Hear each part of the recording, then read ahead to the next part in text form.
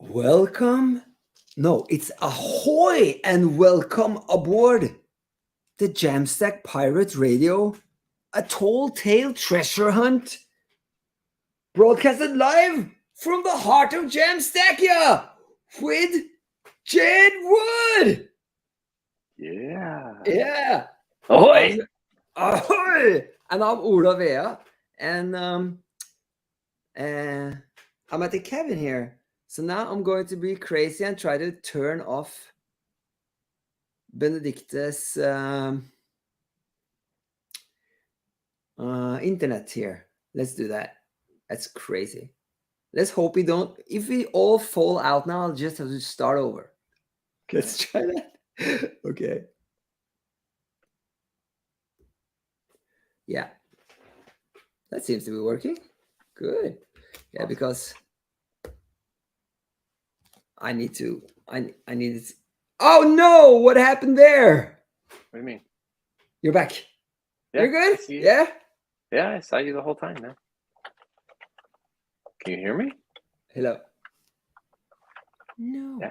You are kind of. Do you hear me, Jed? Yes. You froze up there. What? Oh no. Okay. Not possible. You're back? Yeah. Do you hear me? Yes. Okay. So okay. So okay. So I don't know what happened there, but I think we're good. Yeah. Do you think we're good too? Yes. Yeah. It didn't like that I did that, but I had to do it. I had to Perfect. do it. Okay, so let's see if I can share my screen, and I'll get it into some coding here. Okay. Share screen. Share screen. I want a window. There you go. Okay. All right. So this is it. This is how it's going to look when it's all done. But I'm thinking I will only do this part here. So I'll just go and start up from the start. So this is the plugin that we have made for our client. And yeah, it's a plugin. Maybe I should say. I don't see your screen. Oh, that's good. That's good. Okay, I'll just fix it. That's how it's supposed to look. Okay, I'll share it now. No, I can't. I can't. Okay, I have to log Benedicte back on. I'm sorry about this. Yeah, this is kind of weird being out here in the cabin. We don't actually have internet, you know. We have just the from the phone. Oh shoot! But Yeah. no, it looks like it's working. But try again. Yeah. So I'm kind of logged in with her laptop here, over there, and I need to turn off the sound, or else the sound is off. Good. Okay. So share screen. There you go. There it is. Yep. Okay. So maybe I shouldn't. I was thinking that it would be good to turn off her because now we're both using my iPhone thing. But let's try it. It's crazy, but we have the technology. Maybe it's going to work. Okay, so I'm inside. So this is it's not much code here. It's just, it's a README, and then it's basically just very few packages that are here. These here, 3 that we use, and it's only this. So I'm using stuff from this here util things, but I'm not going to talk about that. But and then it's just this file here, and we've been working on it for a client in updating it, and it's in beta now, and I'm going to show one of the things we did so that people can still use their old. They can use the new plugin, but they can still use their old code and not get all the functionality. So backwards compatibility. So Gotcha. that's what I'm going to show here. Yeah. Hey, have you got a Yeah. typo on line 9? Is that supposed to be on plugin in it Yes. Very good. or support on plugin? I Very didn't know if that good. was like some cool Norwegian trick. You know, you're like, no, it's not No. a plugin; it's an old login. Yeah, very good. Very good. Very good. Yep, that's good. So all of this stuff here are just my tasks here. 3.1, 3.2, 3.3. But I'm going to start all the way down at 3.7. I'm going to start since we're doing backwards compatibility, I'm going to start all the way in the end here. And it's just an if else statement. That and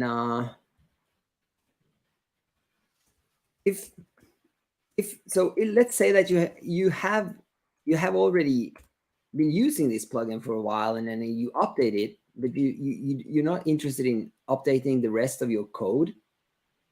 This here, totally last part here is what's going to be working for you.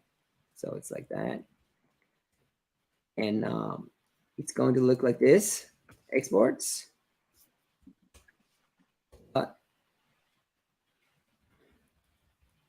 On pre-bootstrap, which is one of the things that Gatsby does for you, and then up here I'm going to very soon make initial global state. I'm going to do that now. So, but basically, if you're still using your old code in your website to use the plugin to use our client services, you're going to get that old thing working with this. And then this initial global state is basically, the API keys and stuff like that to get the service working. And the service is Cloudinary, as you can see up top here. Mm-hmm. Cloudinary, and it's doing some magic with your images. API key. Okay.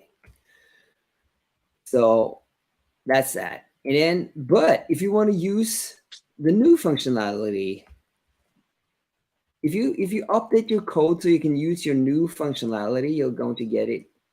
I'm going to get this here, and on plugin init. So it's to kind of start up the plugin, and then you get the same initial global state that I haven't actually made yet, but which I will soon make. Okay. But also maybe you have tried to update your code, but something is not, like, you're not actually getting, or I don't really know what this third thing is is doing, but you kind of get some functionality of some of the new functionality. I don't know, but it needs to be here like that. Okay. So that also initializes the global state. So you have kind of three options there. And, yeah. And to make this work, so this is the one if statement. And to make this work, we need to create the condition up here. And that's the thing that that's the thing that you looked at here. The on plugin init thing. I just need to copy, if I can do that. Can I do it? No, I can't. I just need to copy these pipes here from here. I don't know how to get them with my Mac keyboard, these ones.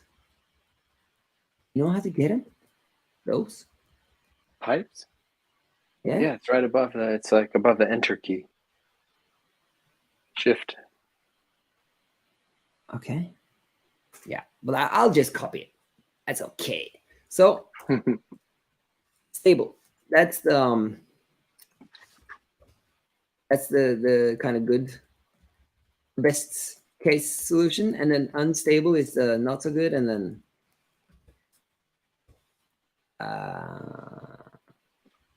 undefined is, yeah. So, and then so that's the condition here. And also, do we need that? No, we don't yet. So that's here. That is good. Then if it's stable, I get this. If it's unstable, I get this. I just jump into some questions. You have them, yeah. Okay, so that is that, and so what do you want to do now? Do you want to do the fix this initial global state here, or do you want to do this other part here first? Let's do that top part. Yeah. Okay. So now I'm going to in my packages here, I have already installed this here Gatsby plugin utils thing, which is it's a new thing from Gatsby, and now I'm gonna get it to run, or whatever you call it in here. I'm going to require it basically. That require that, and I like to use these emojis to kind of make it easier to remember. So that's plugin, Gatsby plugin utils, and now I'm getting this is Gatsby node lifecycle supported? I get that from the package. Mm-hmm. It's very long. It's very long. And now I'm Yeah. going to use it. Yeah, it's very long. And I'm going to make another if statement here, if else. And so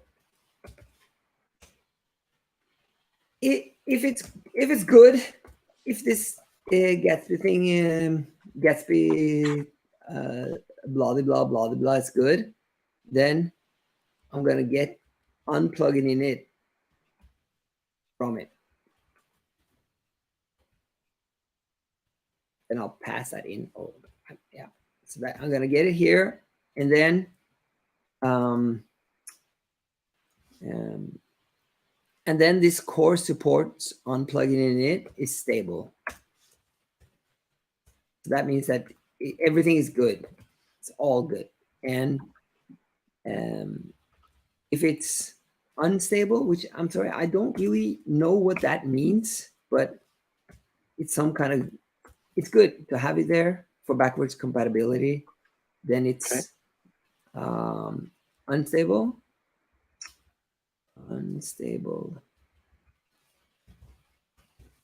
Like that. Unplugging in it.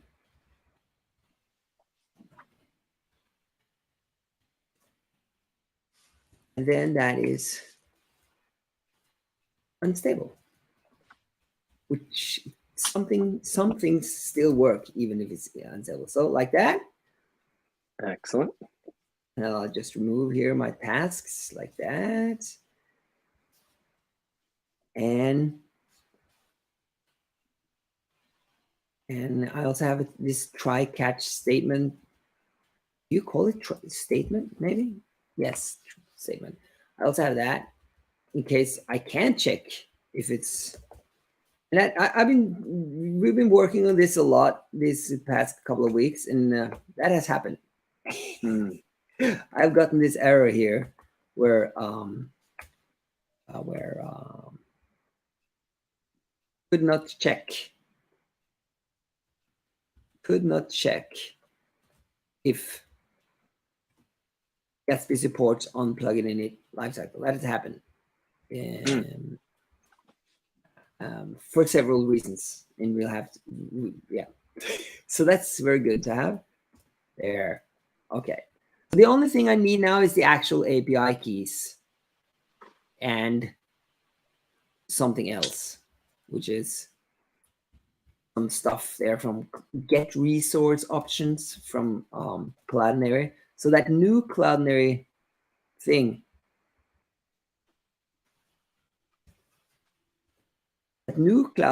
is my API keys and stuff, and then get resource options is something else. We can look at that too, but I don't remember exactly now what it is.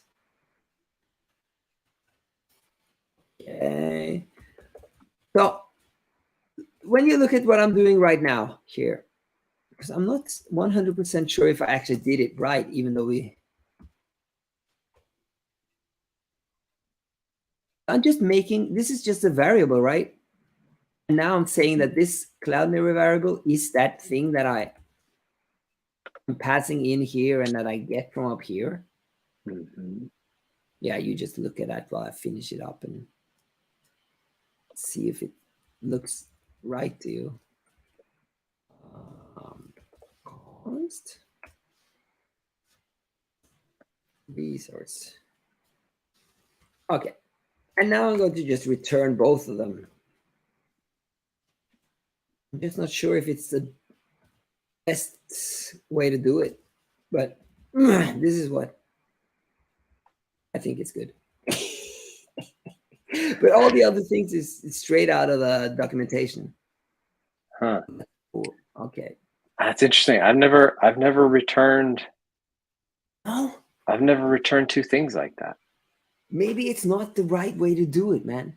So yeah, so I'm not sure about this either, and Benedict is going to give me feedback on that this last. Yeah. So you're thinking this looks weird, yeah? Yeah. To me, yeah. I mean, Yeah, I'm yeah, not always on the very latest JavaScript syntax. You know, I know there's lots of like little shortcuts and shorthands and definitions that they keep adding, and I'm a little bit slow to catch on to those sometimes. We got a guy here, Ineza. Sorry about not seeing you before, Ineza. Hello.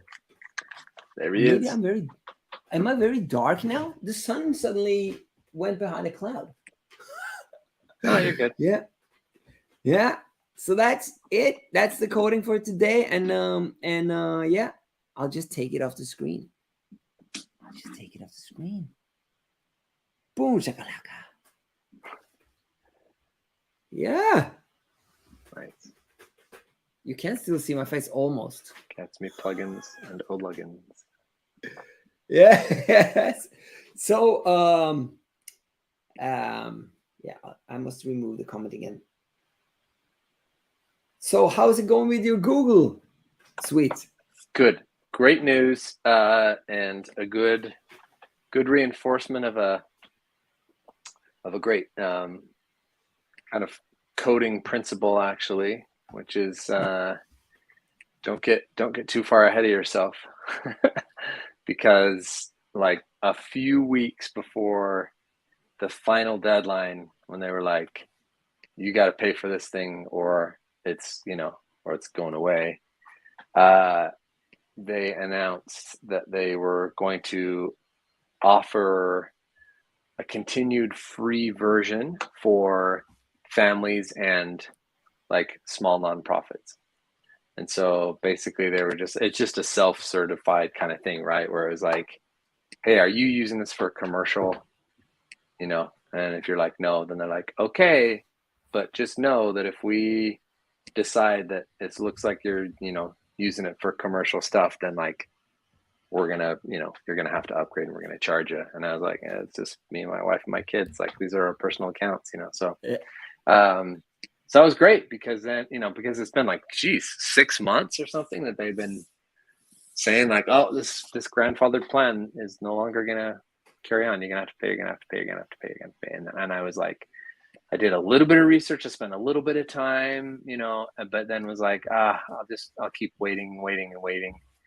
And then, maybe I'll still even just go ahead and pay for a few months like that, because it's not crazy expensive. It's just like, if you add it up, I'm like, well, I don't want to be paying $300 a year for my 4 of us to have email accounts, like that seems kind of silly year after year. Right. So, but I was like, even if I did have to do it for a month or two before I like really, check things out and take the time to do it. And then voila, like they're like, oh, Yeah. you can just stay on this plan. So, But So it's good to plan and think and be aware of like, yeah, problems you've got coming, or like yeah. upgrades that are going to happen to some coding language you're using or a server or something. But sometimes it pays to not get too far ahead of the game. But you needed to pay attention to this, because if not, they might have just slipped that free thing under the radar. Absolutely. No, you had to opt into it, right? I mean, the default path was still like, we're going to automatically upgrade you on this day. Yeah. And so like email, and then one comes through that's like, oh, by the way, like there's this free version for families. Yeah. And I was like, what? Oh, save that one. Yeah. So clicked through on that and I was opted into that, and now we're good to go. So yes, that's good. That's so what's the next thing on your list then? What's the next kind of thing? So now I'm back to the templating engine. Yes. Yeah. I like it. So gotta dive back into that, and I've started tinkering around. I think I find I can't remember. It's been a couple months we talked about it. I finally got a domain name. It's not what I would like, but it's it'll work. Hey, I'm on a video chat. I'll be off in just a few minutes. Okay.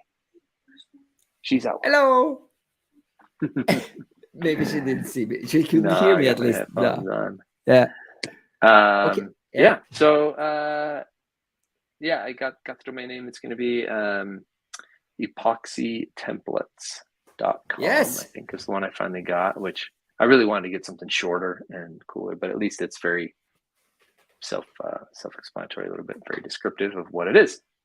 Templating system. So, and I did see Airtable just added a little bit more Google Doc templating functionality that they released last week, which is good because it shows that like, oh, people want that out of Airtable, but they didn't like, it doesn't come close to covering all the kind of functionality that I have in my little engine. And so I think that's like kind of good timing to be like, oh, hey, are you using Airtable and you want to be able to like dump your data over to these dynamic templates? Like, here's a pretty slick system for doing it. So yeah, that's the angle I gotta jump back. So what's your first step then? Now. So I took a baby step towards my first step, which was finally figuring out just the Google OAuth flow for scripts. Yes. I've spent 10 years using app scripts. The Google, that's what's Google's language for their workplace things is called Google Apps Script. And have never really, they just have kind of like workarounds to not do the full OAuth and use their APIs. But I started tinkering around with like, okay, what's that going to take to actually use the OAuth? So I need to, like we talked about before, I now just need to do that and get their kind of approval to be, recognized as not just a scam, I guess. There's like a really basic little trusted thing you have to do so that if people click through and use your service to OAuth to their Google account, they don't get just like a nasty warning that's like, this is untrusted. Yeah. So that'll be the next step. So you looked at it. You looked at how to get the approval. Was that kind of your base? Yeah, well, and then so there's the two parts. There's the getting the approval, and then there's just the actual coding workflow of doing Google OAuth stuff. So yeah, that's pretty straightforward. I think both of them should be pretty straightforward. Just gotta follow through, and then and then you're gonna put up a website there. Yeah, and that's like, man, that's like the most boring part. Yeah, I know it's so important, right? You're not gonna have a project that anyone wants to use if there isn't like a decent landing page for them to find out about it and like read about it and whatever. But I'm just like, I can end up being such a time suck, and it's not on the actual thing. It sort of feels more like marketing, which has just never been something I've been any good at or interested in to this point. So, but yeah, I'll throw together probably just the simplest thing I can and get some good little video tutorials and documentation and See if Yeah, people yeah. use it. So what are you going to put it on then? What kind of thing will you use for your website? Probably either just GitHub Pages Yeah. as the host, or I've been using Firebase for a lot of stuff for simple database things, and they have pretty good built-in hosting too. That just makes it the easy kind of one line, like when every time you save or deploy, and that they have hooks into GitHub as well, so you can still use GitHub for the hosting and just have it trigger like, hey, every time I push code to my GitHub repository, like build a new site out of it. So I'm interested. There's one somebody came up with man, I'll have to find the link. I just barely thought it. I should have had this ready, but someone has I think made it so that, because for a long time you've been able to use Jekyll for GitHub Pages, right? Which is a nice, really simple static. I mean, this is a pre-Gatsby, Gatsby-like thing, and someone has created like a way to do that kind of thing, but with Svelte, which is my my tool of choice for static. So you wanted to show the thing? What's it called then? Man, let me see if I can find that really quick. I keep hearing about it on Sveckle. It's a Svelte and Jekyll hybrid. Yeah, put it on what you call it, the share screen thing here. Okay. Now Let's see. Share screen. Supposed to... There we go. Yeah, I see it. Here. Yeah. Static section and simple convention. So you use these conventions that because Jekyll's just got that basic kind of structure of for blogging and for basic websites and stuff. But then you can use the syntax of Svelte in your actual files, and Tailwind CSS, of course, which is also my favorite way to do the CSS these days. So so I might build the site something like that just for fun, just to learn something a little new, but keep it simple. Yeah, great. And we'll see. Great. So I'm kind of torn between there's like the different schools of thought, right? One is like, well, yeah, freemium, like freemium's the way to go, because you never know if like 5 people are even going to use it anyway. And that's great. I'm not like counting on this to be my next big startup or something. And so on the one hand, I'm like, I could just put it out there and see if people use it. But I do also think there's something to be said for a little bit more of the Basecamp kind of philosophy, which is like, well, that's actually the way you can validate if it is any good, is if people are willing to pay for it. And so so maybe I'll, like I said, I think my plan up until this point has been keep the core engine free, and sort of open source, and people can go build whatever they want on the actual Google Docs templating syntax sort of framework that I've made, but then charge a really small fee for having like the Airtable plugin, and some other tools that I would build on top of it. But I mean, so many of like all of the use cases for this would be pretty custom for each small business, and I would kind of love that model too. That's like, here's this system, here's some videos on how to use it, but by the way, like I would love to jump in for 5 hours of consulting and just get you started and get you going and actually get it working. So that might be my favorite business plan. I know that's not like scalable, but I don't care. Like I love working on small business problems and doing stuff. That's totally what we're doing. So let's see if I can use some of the stuff from the window here. So let's say here is your open source thing. I can just use it for free, and then, but I can also add here. I can add, okay, I want to pay for something here. I want to pay for the plugin thing. It should be smaller because it's less expensive, but here we go.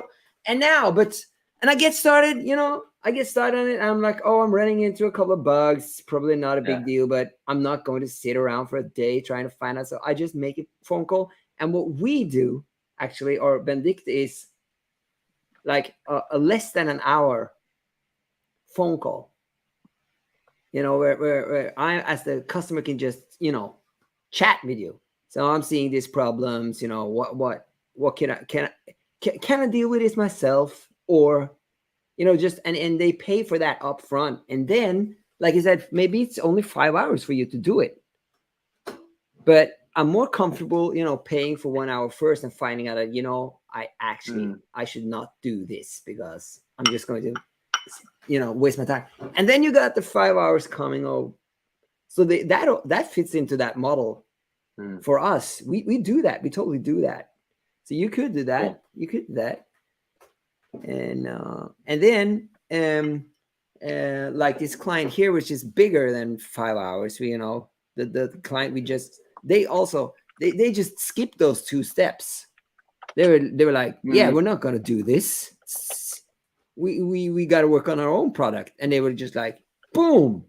So that also fits in, and people don't need to follow like the whole every step.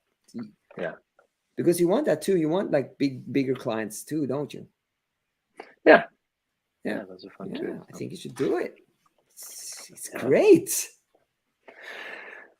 All right, man. Well, I unfortunately got to run and take care of my daughter. Had her wisdom teeth out. Is that a thing, by the way? That's not just like a U.S. tradition, right? I assume people have to deal with wisdom teeth in other countries.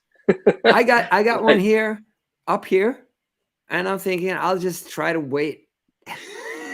Wow. I'll try to wait for a while. So how much must it hurt before you kind of take it out, or how bad will it get?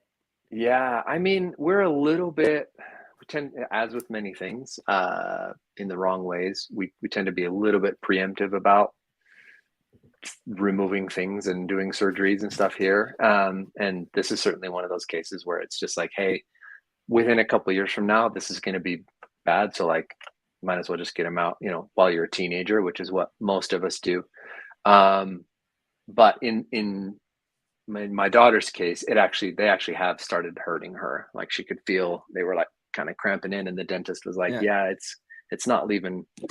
She had some braces and got her teeth straightened and everything's nice. And then it's like, these wisdom teeth are trying to come in and they're like crowding things back. And so it's better to get it, done sooner than later. So we did, but anyway, you guys should come out here.